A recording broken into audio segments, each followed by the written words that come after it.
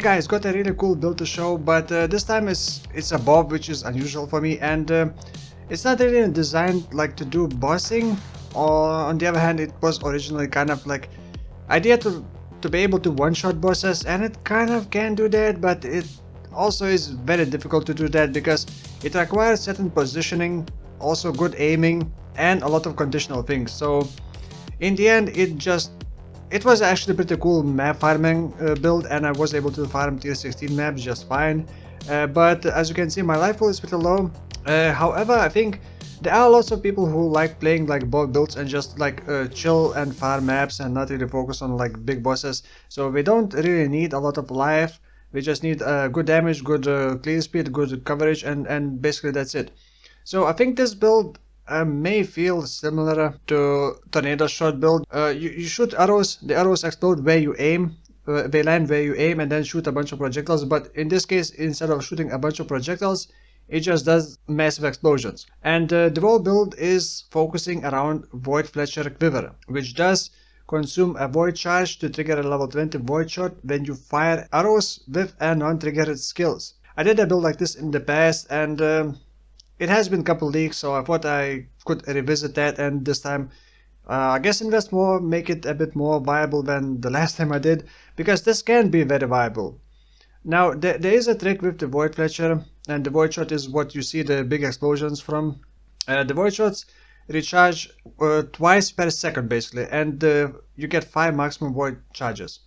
It is an attack, it is a projectile, it is a physical, but it is 50% converted into cold. So this build is gonna be focusing on the cold damage. Also because of that, I am freezing most of the enemies except the big bosses, but I also have quite a lot of defensive layers. I got blind, I got temp chain, I got chill, I got ensnaring arrow. And the build is actually not expensive. I mean, you can always make it expensive, and I guess as I pushed it to the end game, I try to make it more and more viable for the end game, and that's why I invested more. But like if you want to just farm tier 10, tier 11 maps, you can do on a budget like couple exalts only, because you don't even need a 6 link. Okay, you don't even need a 5 link, but it is highly recommended to have some kind of 5 link. And the items are generally kind of cheap. All you need is Voidfletcher. You want Corrupted to remove the pierce. You don't want pierce, because if you got global pierce, then ensnaring arrow will not give you damage when it ensnares. It's not gonna ensnare. So you want to basically Corrupted one, so it can cost like less than 1 exalt, good corruption with like flare damage. Ideally you would want +1 to arrows corruption, but on Voidfletcher I believe the cheapest is like 60-70 exalts. So if you want, you can make this even like over 100 exalts, and you're probably gonna see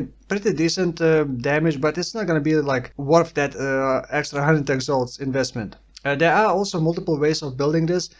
You can do cold damage per deck stacking, but if you want to fully commit to that, you can, but you're probably gonna end up with less life because you're gonna want to stack dexterity more. I'm just not a fan of attribute stacking that much, so I just went with like a generic approach, like getting crit multi. By the way, the void shot is kind of like a combination between explosive arrow delay of the explosion and the targeting of caustic arrow. So you know how you shoot caustic arrow, and it lands where you aim basically.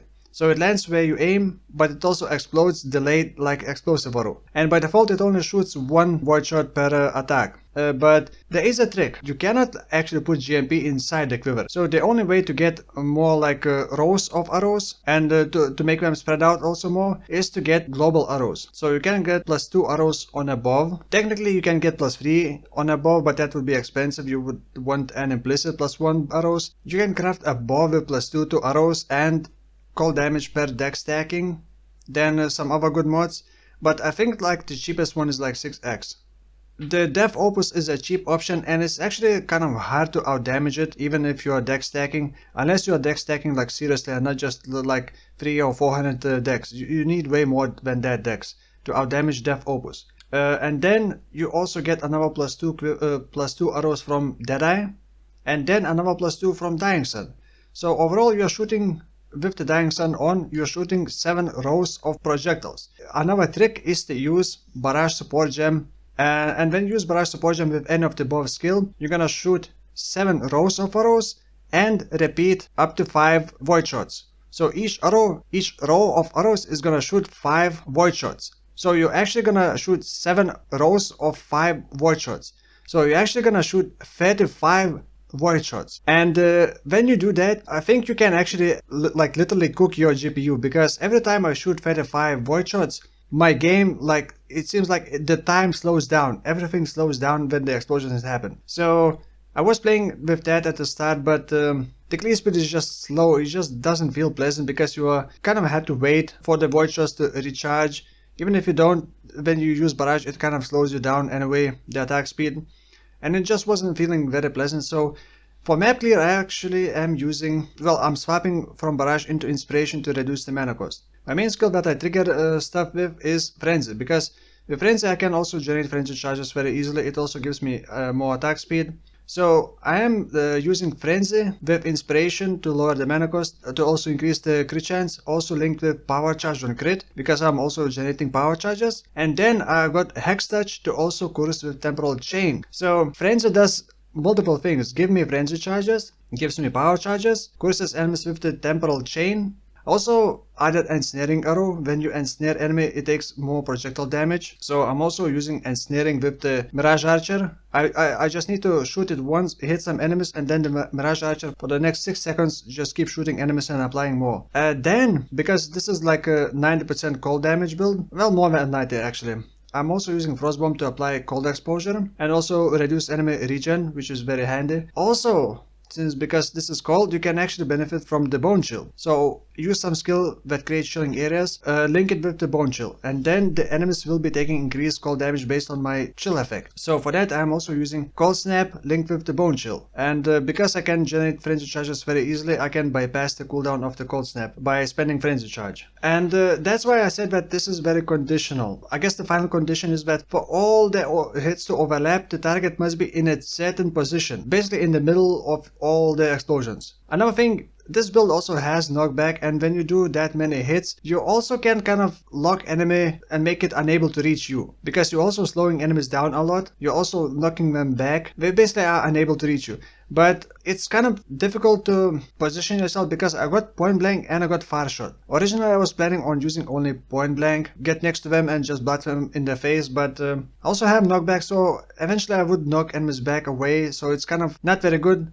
Now, if you only get the Farshot, then another issue is that how do you keep enemies away from you all the time? Because you lose a lot of damage if enemies get close to you. So people kind of convinced me to use point blank and Farshot at the same time. You get some damage at close distance, and you lose some damage at bigger distance, but the average is still like better than just with the point blank or with the Farshot. I hope you can tell from the clips that this build has pretty decent clear speed. The bossing damage is very hit or miss. Sometimes if the boss is in the right spot, it just melts the boss very fast, and other times it's just kind of a torture. You just play hit and run game if the boss like leap slams or charges at you. So like if you want to copy this build, know that it can sometimes feel like it has low clear speed, and sometimes like it has bad damage, but you have to get used to properly aiming and positioning yourself, and then the damage can become good. Now the DPS, if you're not using barrage and just standing still and shooting arrows, and you have all the conditional things active, then it should be around 3 million. That is with the perfect positioning as well. Actually at the maximum distance. If you use barrage, I'm not sure, but it should be over 3 million per barrage when you do 35 void shots. And I would recommend to use barrage like against big bosses when you don't have time to just stand still and shoot. Then use barrage, run around. It plays more like Unleash build, I guess. So I'm gonna go over my other items, passive tree, support gems. So I'm gonna start with my body armor, I guess. The body armor, you can actually make this yourself very easily. You basically buy a base 6 link, all white sockets for like 40-50 KS. It's super cheap this league. And then use 2 fossils, which is pristine and serrated fossils. And I used 2 of these, and it hit basically this. It hit flat life, hit percentage life, then hit the crit, and then I crafted the lightning resistance, and then as long as you have 1 prefix open, you can guarantee additional cores, and that's what I went for. It's relatively easy to craft a body armor like that. You basically hit life, hit crit chance, lock maximum suffixes, have open prefix, and just augment caster. Augment caster and you guarantee additional cores. For the helmet, Crown of the Tyrant is just a lot of damage. You want as much flat cold damage as possible, and also it lowers nearby enemies all resistances. The helmet is like 1x. Let's say to make the body armor like that, the augment caster can be a bit expensive. It's like 200 chaos, up to 200 chaos. So let's say the body armor to make like that is like 3 exalts, right? So 4 exalts for the helmet and body armor. The quiver can also be like 1x if you want good corruption. So 5x. The rest is pretty cheap. I got Mark of the Elder with Catalyst for attack, and then another one is just Assassin's Mark on hit ring. I am reusing this from my previous build. This is also qualified with the elemental damage. Then the amulet can be expensive, but it can also be cheap. I just try to squeeze out as much damage. You want basically life resistances, and then you want either elemental damage with attacks, critical strike multiplier, or very big flat cold damage to attacks. But the flat cold damage to attacks at this point is not as efficient as elemental damage with attacks, over like 30%. But it can be expensive. It's actually cheaper to get crit multipliers flat cold damage to attacks. That's why I went with that. Anointed lethality because Pathful Building was showing that lethality gives the most damage. Right, I already said the buff is Death Opus. You would probably want to ideally use the alt quality to increase elemental damage, because the damage on the buff doesn't really matter. You're not doing your damage with the buff, you're doing the damage with the Voidfletcher. Frenzy that I am using does have some decent DPS anyway, so it can actually even clear speed. Gloves, you need accuracy, you need attack speed, a bit of attack speed. You don't need that much attack speed, but you want accuracy, life resistance, whatever else you can get. If you can get flat damage on gloves, good, do that. But accuracy is very important. Number boots, I went with the elusive. Otherwise you don't really need anything special. Elusive is just like an extra thing that you can add. But any boots, you can actually use unique boots. There are unique boots. You can also go with Aziri's Step to get the spell dodge. The unique boots, you got these boots, Doriana's Delusion. There are 3 different base boots, and each of them have different modifiers. So there's lighting, there's fire, and then we mix the purity skills. So let's say you just want flat cold damage to attacks and spells. If you use that and we replace that, you can see I do gain a bit of damage, but it's not a massive damage boost. So this is, by the way, 121,000 average hit per void shot. And like I said, with the barrage you can unload feather 5, so it's actually over 4 million per barrage, but that's in a perfect situation, on a perfect conditions, which is not very likely to happen all the time. And besides, you need to wait like 2.5 seconds for barrage to for the void shots to fully reload basically. Next, the build, you just want elemental damage for attack skills, and then fill up your resistances and get as much life as possible. And then on the jewels, of course, jewels can be expensive. I try to kind of keep it budget, just get life, crit multi, and some other damage mods. So basically 2 damage mods and life. For flask, of course, Dying Sun, also diamond flask, you want crit, and then quartz to get more dodge. Frenzy is linked with inspiration, power charge on crit, hex touch, temporal chain, and chain is not really needed. It's just like an extra thing to curse more enemies with the temp chain. And I do swap inspiration with the barrage support gem when I'm doing like a single target. By the way, forgot to mention one more thing about void shots. You know what? I think I need some lights. Boom, lights. So there is a trick with the void shot. It's an old trick and it has been changed a bit. Previously you could use multiple traps with blink arrow, and blink arrow would also generate charges, and then you could use Grandstanding, I believe it's called. Elegant Hubris with the Victario. Nearby allies and enemies share charges with you, and your allies also generate void shots, so you could actually technically in the past spam a bunch of blink arrow or mirror arrow traps and then have like infinite void charges and just unload and blast the universe, I guess. But these days you can't really link blink arrow with the multi traps, but I was told you can still use things that increase maximum traps you throw. You could still create multiple blink arrow or mirror arrow with traps, and that way you could share the charges, but then you would have to use this elegant hubris with Victoria's name. What was it called? Supreme Grandstanding. I did not want to use that. It just sounds like a super clunky way to do it, but and also would probably kill your GPU completely if you do like barrage method and unload 35 per barrage, but the damage probably would be also massive.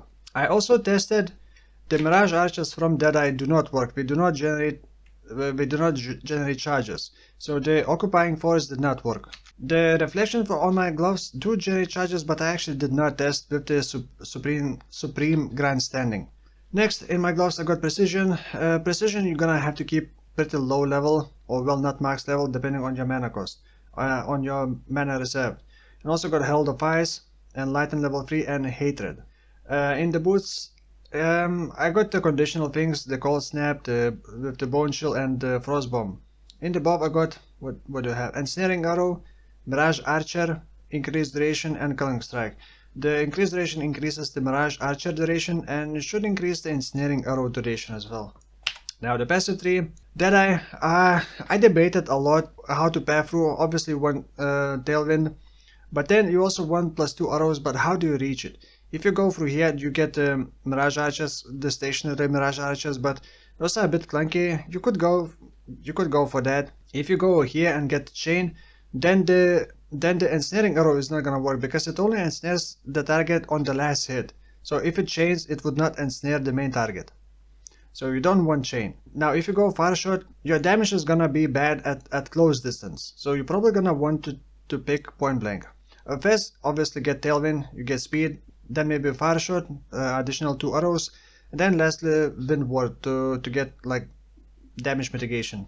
And then the rest of the passive tree, as you can see, I am using Lioneye's Fall in here and picking up the claw nodes. It turns those claw nodes into bow nodes, and that's how I'm getting blind. A bit more crit, also leech. It reaches this node, which does give life and mana leech. You do want the conversion, but you don't need it. By the way, while leveling I was using Explosive Arrow, and it was so amazing to level with Explosive Arrow. I can't believe how amazing it felt. You just shoot once, run, and enemies just explode the whole screen. It was so pleasant to level with the Explosive Arrow. Even if it was not designed for the fire, I was getting all sorts of elements and not even having penetration, and it just worked so well. So Explosive Arrow works very well, just don't use Barrage, maybe use Barrage only for single target. Explosive Arrow works very well for leveling. I do have one Watcher side just to add flat cold damage while affected by hatred. It's not expensive, less than 1 Exalt. And then Cluster Jewels. Now here's the thing, this broadside, in Path of Building it does show that the Voidshot does get affected by this, but I tested and it does not in game. If you select Voidshot in here and select Miscellaneous, Skill Area of Effect Modifiers, you see 44%, because I got the Amulet, the Gloves, Pet Increase AoE and the Shadow AoE nodes. Now let me refine a point and show you. See, did not change. I still got 44% AoE modifier. So it doesn't work in game. So in Path of Building it must be a bug, or maybe the game is bugged and it's not actually calculating this, because it's technically not a buff skill, it's a quiver skill, but the quivers don't have skills normally, and you do need a buff to shoot the quiver. So I don't know, is it a bug in game or is it a bug in Path of Building? So yeah, that's pretty much it. This was a really fun build, and actually the game forced me to play this build more now. I got Restarter Scroll and I got Fated Connection on the last day. So I'm gonna have to do a lot more farming to finally get those deferred items from rituals. So the next build, I don't know yet. I have a couple ideas, but I haven't really planned it. So for now, thank you for watching, and I will see you in the next one. Bye bye.